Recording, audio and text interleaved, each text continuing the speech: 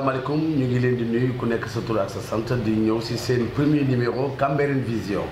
ñu dalal Libasse Seck kan mooy Libasse Seck ñu gën ko xam ci ñi ndaw mu nekk économiste nekk formateur en politique de décentralisation particulièrement nekk koo xamante ni personne ressource la nekk dans diverses donc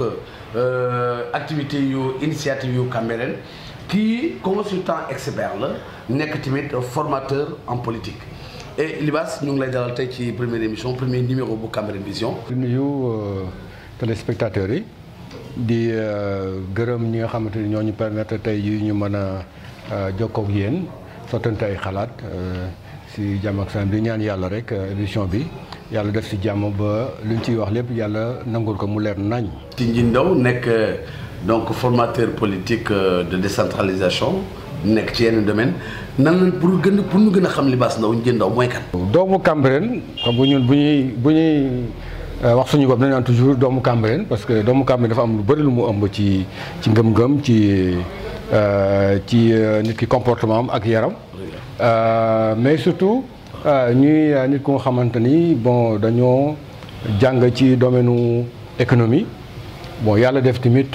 ñu daal di spécialisé si domaine yi nga xamante ni si dëkk bi am na fi solo lool am expérience bu baax ci dëkk bi donc xam nga dëkk Sénégal moom boo jaaree ci biir àll bi xam village yi di nga xam nit ñi bu baax donc yooyu yëpp yu am solo la di am nit ku engagé parce que ñun li ñu gëm mooy nit mooy centre de tout donc te ki ñu gëm muy balay sallallahu alayhi wa sallam nit moom moo la ñuy waxal defar nit ba nga xamante ni dundam ci kaw suuf day yomb day rafet loolu tamit dafa bokk si éthique bi nga xamante ni moom la ñuy doxee si sañu liggéey sax loolu ci am solo donc ci gàttal wax sa bopp nag dafa jafe. mais ci gàttal loolu mën nañ ko ci wax. Libasse jërëjëf ci invitation bi ñu nangul tey ñoo fekk ñu ci groupe Mediaset Communication. Libasse sa papa nekk na fi maire ndem si yàlla Libasse Seck ngeen bokk sax tur yéen ñaar. et nekkoon fi maire u Cambérène lan nga nu mën a wax ci moom ci lu nuy fàttali ci lu rafet ci lu mu def ci wàllu politique ci dëkk bi. waaw moom li may gëm di ko dox lu bëri ci moom inspiré na ko. parce que ngëm-ngëm la nit la ku nga xamante ni moom yàlla mënoon na ko may sax mu am leneen ci àdduna bu fekkoon ni àdduna rek moo ko tax a jóg mais dafa am lu mu doon dox lu nga xamante ni defe naa Cambérène ku nekk gisoon na ci sa bopp ci li mu doon dox muy ci dimbali nit mu am ay xëy sutura njaboot loolu benn la ñaareel bi tamit ci diina ji taxaw ñi nga xam ñoo doon sang yi ci domaine bu nga xam ne moom la war a taxaw loolu am solo la ci mbokk gi. parce que nit la ko nga xamante woon tamit fu ne la nit daan jóge di ñëw di toog ak moom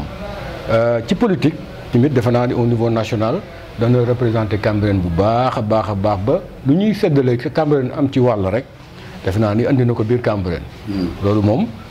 lu am solo loon nit nag mënoo wax ci lu bëri si sa waajur mais boo day wax ci homme public bi rek defe naa ni moom plus si biti la gënoon sax ëppal li muy consacré temps am que biir famille am. mais macha allah njaboot gi tamit comprendre ñu woon bu baax li mu doon dox ba yooyu yëpp ngëm-ngëm boobu nu ngi ciy dox ñun tamit. doom ju ne donc bëgg nga sol sa dàllu bàyyi. waaw sa tànk est-ce que da nga bëgg nga yow jaar foofu fi mu jaaroon nekk maire Cambérène. ambition boobu mu amoon am nañu ko parce que xam nga nekk maire Cambérène du pour nekk maire rek turu maire mais boo nee maire dafa am lu ñuy xaar ci yow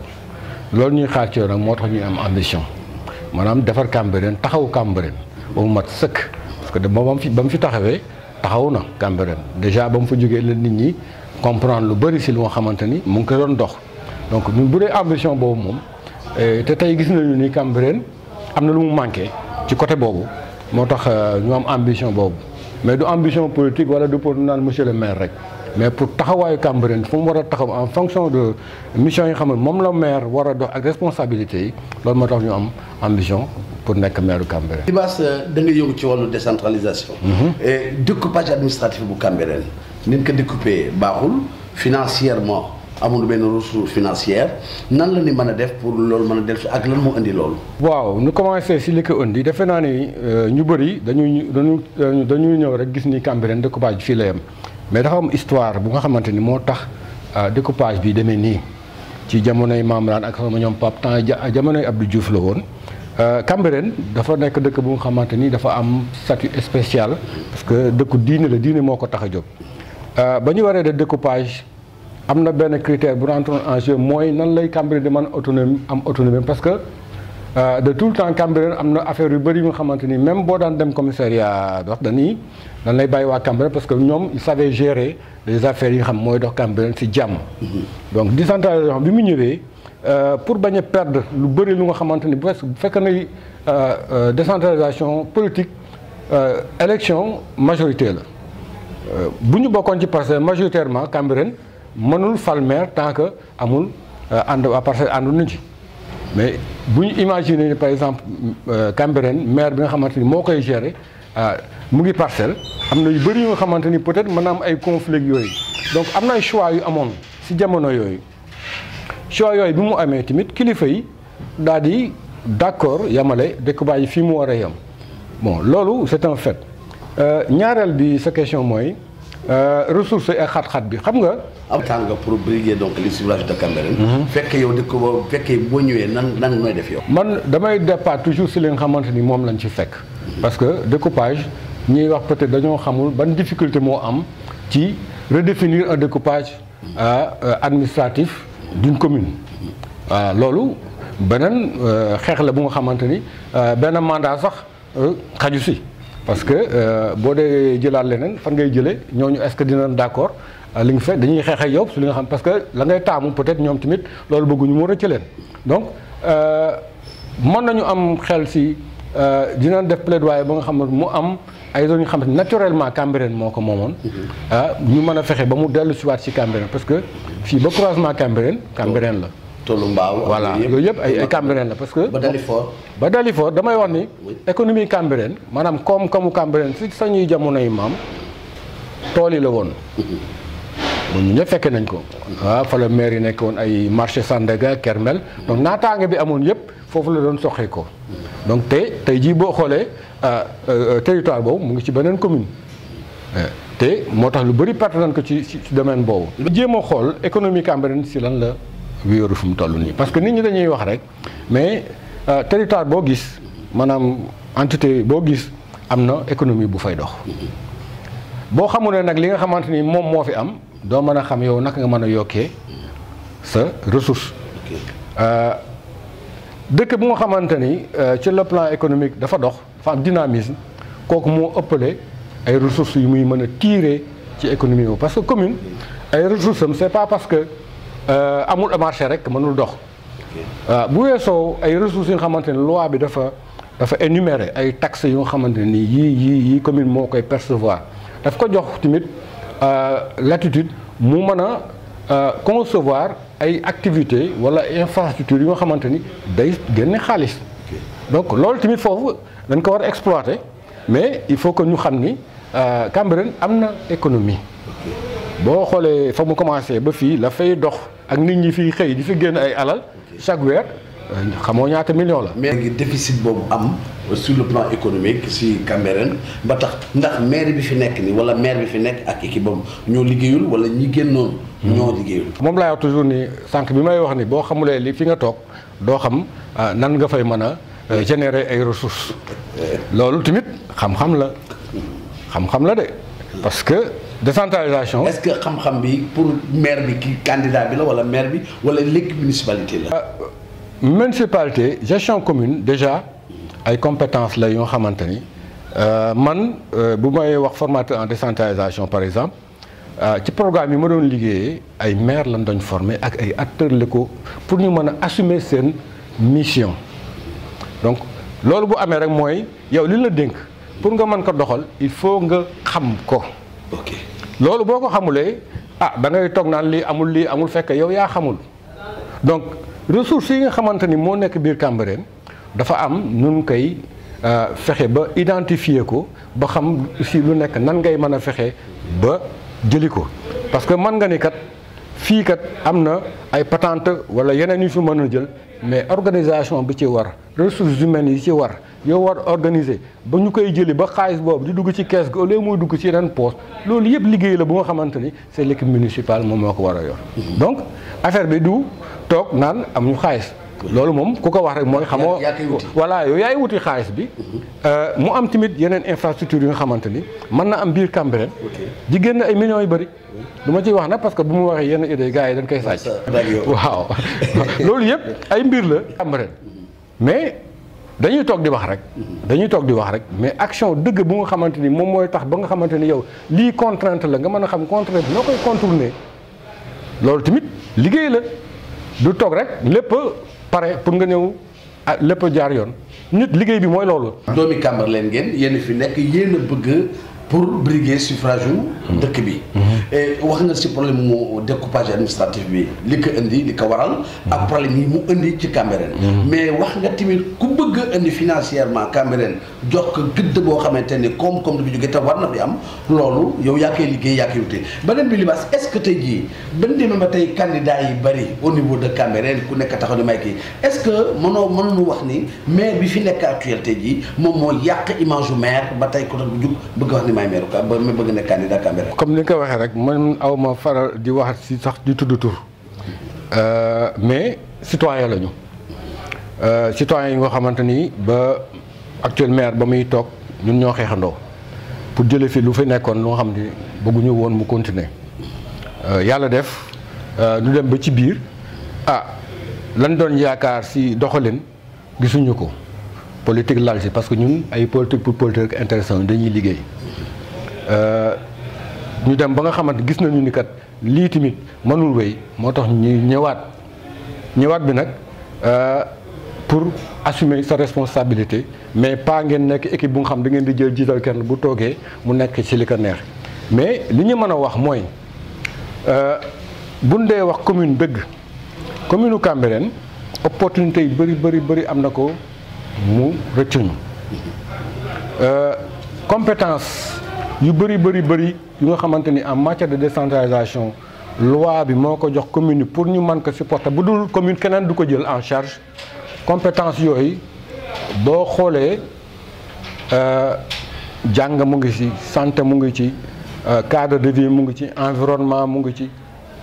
promotion économique mu ngi ci donc lu bëri ngi ci mais boo ko doon évaluer de manière objective da nga naan kat des na lu bëri donc ci ñun foofu la ñuy waxee kooku nag ki nga xamante ni mooy assumer responsabilité mooy ki ñu fal parce que loolu la doon yaakaar ci moom voilà bu fekkee nan la fenn du nag dañuy critiquer nit ki mais dañuy évaluer li nga xamante ni ñun xam nañu li nga xamante ni moom mooy travail commune bu ñu gisee ni lii kat maire bi li mu ci def néew na te bu ñu continuer nii Cambérène day dellu gannaaw damay joxe rek exemple en matière d'environnement ñun yàlla daf ñuy xéewal lu nga xamante ni dëkk la bi sax laay wax bu fekkoon noonu sañuy maam kii ñun Dakar booru géej ñun yëpp duñ fi dëkk parce que boo xoolee Dakar fi dëkk booru géej yëpp mooy ñu am xaalis parce que xéewal la bu nga xamante ni ñëpp moom la ñuy wër voilà nga ñëw ci environnement boo nga xamante ni xale yi ñun ku fi juddoo màgge fi fa nga daan fooye fa nga daay dem di jàpp féex mag ak ndaw góor jigéen tey boo fa demee li ngay gis ay mbalit kese ngay gis mbalit ak fu nga xamante ni da nga fay wut wérgu yaram àndul am na looy yàqu-yàqu yu nga xamante ni moo nga fa te li nga xamante ni moo ko war a dindi du keneen commune bi moom moo yor compétence boobu maanaam du man du association bi def tamit da nga jóg sa bonne volonté def li nga mën rek mais li ñu war a coordonner wala dispositif bu ñu war a mën a tax ba nga xamante ni Cambérène boo taxawee mu set mu rafet loolu commune la te exemple boobu rek laa lay jox ci AGEROUTE te boo fa jaaree tey jii di nga xam ni kat. yaa nga laissé aller bu nga xamante ni laxisme lañ koy tuddee. waaw moo tax résultat bi c'est visible. voilà mbokki téléspectateur Groupe Média 7 Communication fii ci Afrique Presse TV di wax ni tey kii ñu dalal muy Libaas Seck économiste la nekk na formateur en politique de décentralisation pour dans les domaines de développement local économiquement ci wàllu koom-koom. et waxtaan naan tamit si yu bari Libaas gis na ni ci wàllu environnement boobu ngay wax ni yow Libaas Seck yaa ngi dugg ci diverses initiatives ci Cambérène ndax personne ressource lu waral loolu. li tax ñuy def loolu dañu nekk doomu Cambérène bu nga xamante ni bu ñu gisee ay problème yu am te nit ñi jóg bëgg saafara problème yooyu te gisuñu tamit li nga xamante ni moom moo waroon jël en charge problème yooyu ànd ak population yi parce que commune. dama koy fàtte di wax rek on ko fàtte wax sànq pour commune capacité mobilisation des personnes loolu critère la pour évaluer une commune bu nga xamante ni mu ngi fonctionner bu baax parce que décentralisation mooy benn démarche participative la. donc loolu dafa am solo donc bu ñu gisee ni am na ay problèmes yu am biir Cambérène depuis émissaire bi ak yeneen ba ñëw ci VDN bi ñu gis ay volonté yu jóg te ñooñu peut-être am na lu nga xamante ni ñun mën nañ ko apporter ci loolu parce que yàlla bu defee yow mii kat jàng nga wala am nga expérience ci domaine yoo xam di nga mën a argumenter ñooñu structurer leen ànd ak ñoom li ñuy def li ñu mën yow ngay def li ñu mën ba am ci ndam loolu moo tax ñuy dugg ci problème yooyu amoon ci biir Cambérène ba yàlla dimbaluñu fu ñu ànd ak groupe yi di gis ndam parce que dañ koy teg fu nga xamante ni rek ci xam-xam la ci njëkk ci wax bu set ak ànd ak tamit kilifa yi nga xamante ni ñoo nekk ci dëkk bi. parce que man li may jëkk a def ba duggee ci association yooyu ba nga xamante ban porté ba pare dañuy wëlbatiku dem wax ak ñi nga xam ñoo yor kilifa yi peut-être ñoom xamuñu woon enjeu yi nekk derrière mais boo leen toogee waxtaan ba expliquer leen yàlla def na alhamdulilah bi ñuy dem pour VDN beeg yëpp chef de village bi ak maire dañuy mujj accompagner ak ñun bu dee SIDEC bi nga xamante ni ñoo yor tout ce qui est environnement ba xeexoon émissaire bi yooyu ak assainissement bi indi ko biir Cambérène yooyu yëpp dañ ciy ànd ak les autorités ba nga xamante ni macha allah léegi ñëpp ànd nañu di porter combat yooyu donc loolu ñun apport la bu nga xamante moo tax ñu ko indi mais leadership boobu nag dafa manqué au niveau communal. Voilà, bien que ay associations ñoo koy porter mais au niveau communal le maire devait le porter avec ces gens-là. Parce que maire aussi loolu mooy mission am la bokk. Organisation communautaire de base yi fi nekk yëpp di am ay actions positives de développement mais ñooñu ñooy partenaire commune bi dans l'action. Sur le terrain parce que commune peut-être des fois amul ressources yu nga xamante ñoo mën a dem sur le vraiment sur le terrain. Pour liggéey donc OCB yi lay sukkandiku te OCB yi boo àndul ak moom ñoom da ngay am problème. comme ni kay gars yi waxee rek yaa ngi dugg ci association yi diverses kii yi est-ce que wutoo du politique moo ko lal wala Cambérène moo tax a jóg. ñun li ñu gëm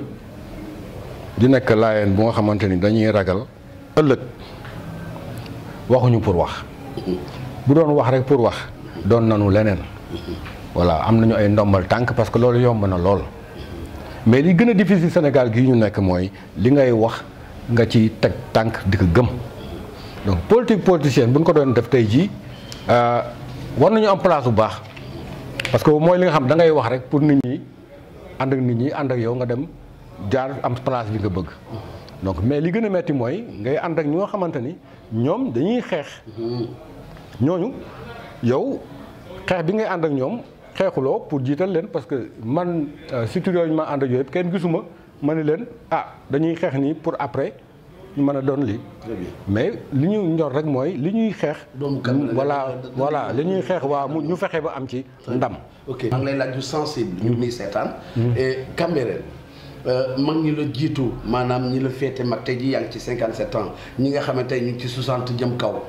ba 70 ans ñoo doon cadre Cambérène te Cambérène tey pour tourner gis des cadres dans les différentes sociétés sénégalaises te tey jii kenn duggul ci wàllu politique bi est-ce que loolu ñoom tardé lu ñu Cambérène ba tax di Cambérène nekk fii tey. waaw engagement moom yàlla moo koy def si nit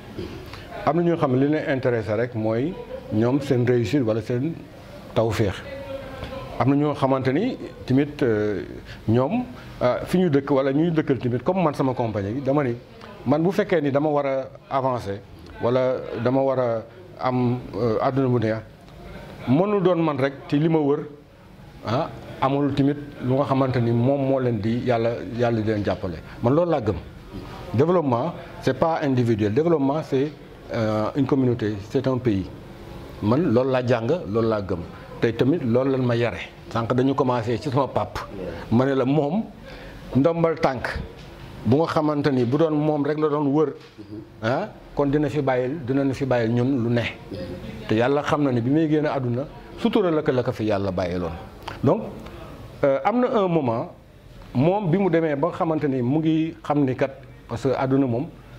koo gis rek am na fu àppam yem dox na biir Cambérène sol tànkam ci tour de thé yi dem wax ak ñi nga xamante ñoo doon cadre expliquer leen ni leen nañu ñëw. sa papa def na loolu. def na loolu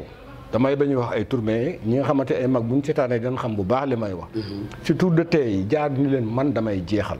très bien dama bëggoon ngeen ñëw comme ça bu ko defee. ñu am relève. mais ñooñu dañ doon xalaat ni ay affaire politique wala àndoon ak moom ay idée politique alors que moom du question idée politique ku la amoon idée politique da ngay dem si ñi nga xam ñoom la faral. mais dafa wër Cambérène parce que doomu Cambérène moo ko intéressé woon. malheureusement gisul kenn si la commencé bon am ñu mu formé boo gisee Seyna Kane Sénélec yal na ko yàlla yërëm. Jibi Jaxate yal na ko yàlla yërëm. ñooñu ñëpp. mu leen formé di leen pousse. ba ñu war a mën a ay responsabilité jariñ Cambérène. loolu yëpp ci démarche am la bokkoon. loolu nag après dafa am coupure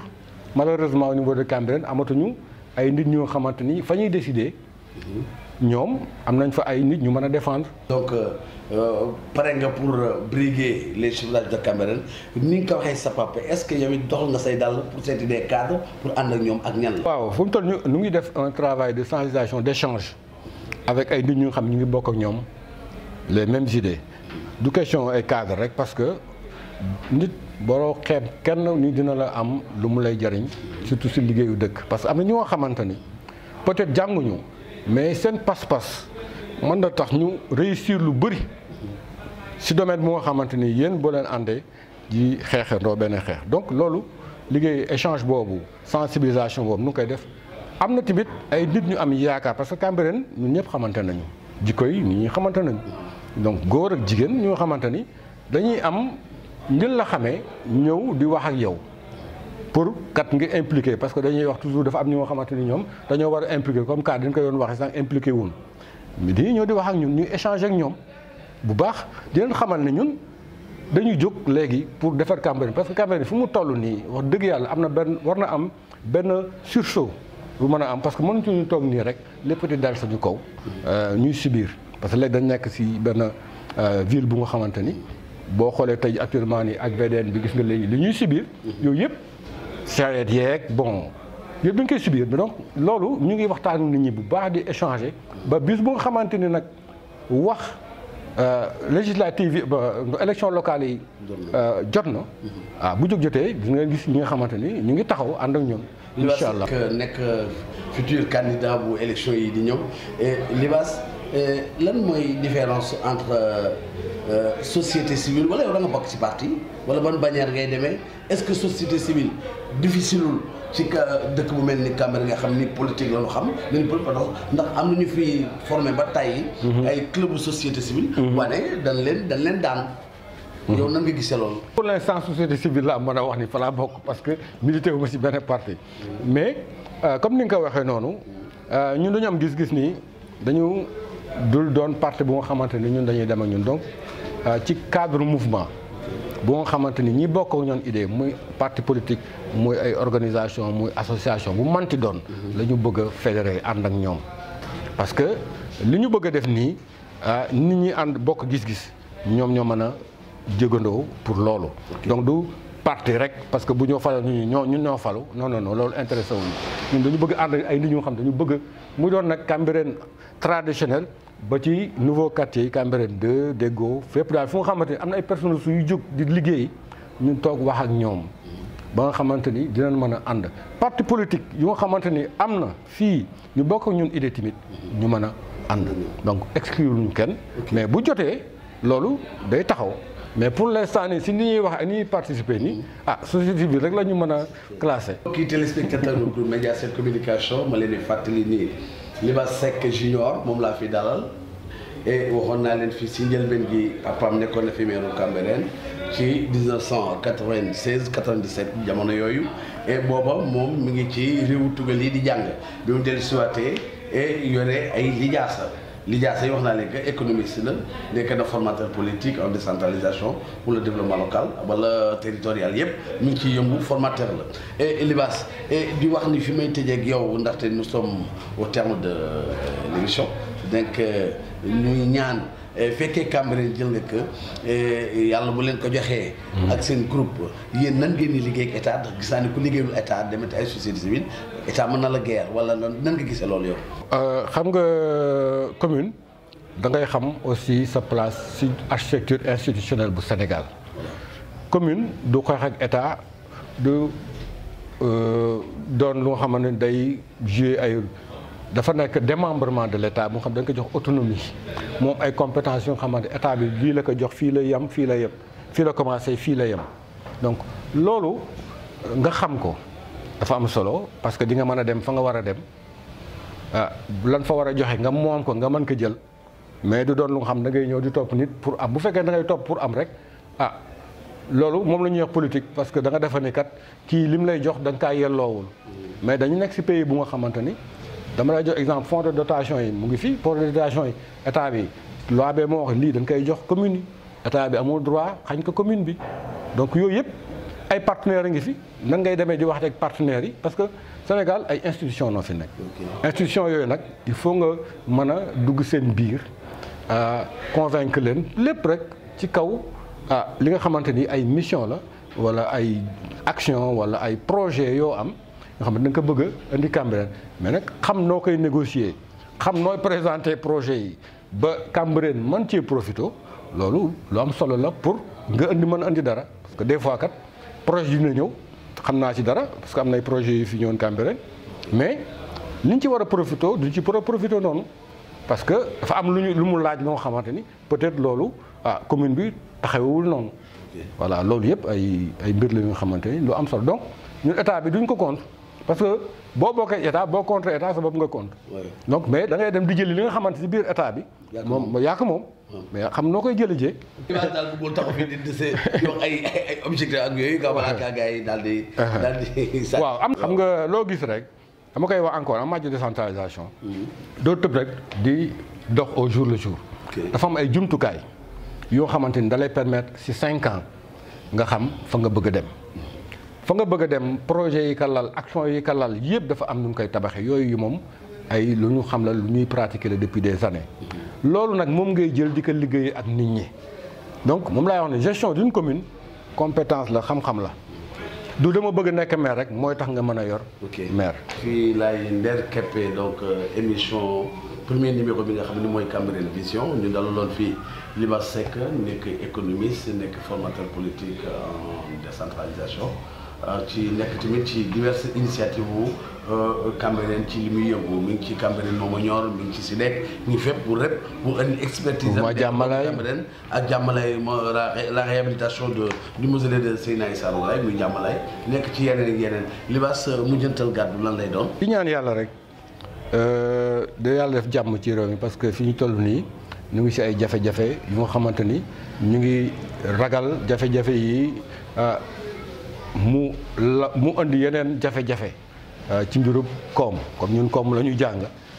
dina am ay impact économique nga xam ne ñu ñaan yàlla ñu génn sa jàmm ñaareel bi mooy sañu dëkk bi nga xamante ni sañuy maam dañu gàddaayoon ndax am lu ñu gëm dëkk bi am jàmm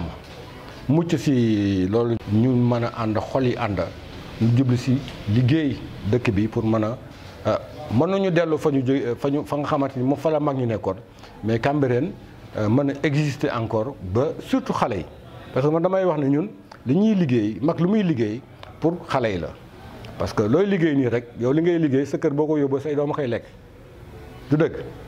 donc li ngay liggéey lépp pour xale yi la booy defar Cambérène tim xale yi ngay préparer seen avenir donc ñun xale yi daf ñu ñor seen taxawaayu ëllëg seen sutura ëllëg dafa doon lu nga xam ay préoccupation la si ñun donc loolu ñuy engagé wu lépp finalité bi foofu lañ ko yaakaare.